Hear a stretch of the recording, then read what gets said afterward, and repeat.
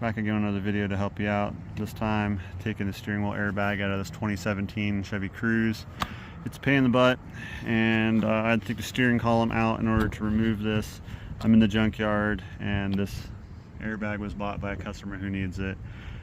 Before you do any of this stuff at home, make sure you take the negative terminal off the battery, leave it sit for 15 minutes or so, get any kind of excess charge out of the capacitors or anything that might cause this airbag to go off if it hasn't already.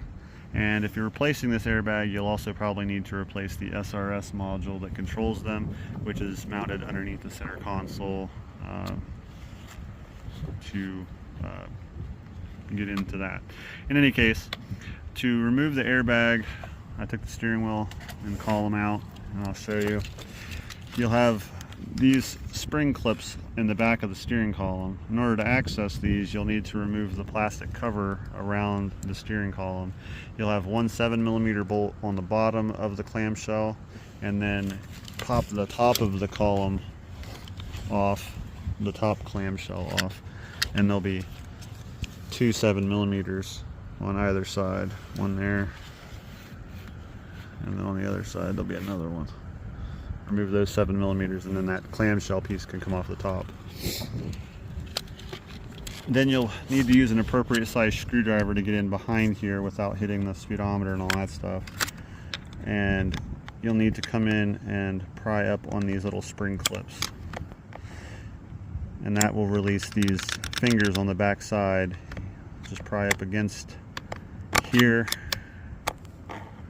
and it'll release one, and then to the side, same deal. It's kind of a pain when you do it this way, but it was the only way I could see what I was doing, so I figured I'd make a video to help you, and maybe help me if I have to do this again. So in this one, you would press this way to release the finger, but then you want to be careful too, because the spring pressure on the back side of these fingers can accidentally cause one side to rehook after you've already unhooked it. So you'll have to be careful not to accidentally undo what you already did. When you get all three sides out, you'll be able to get the airbag out. And on the back side, you'll have one large clip here. You'll need to just pop up the orange retaining clip and then pop the airbag out, or the plug out of the back of it. And then you'll have a smaller one here.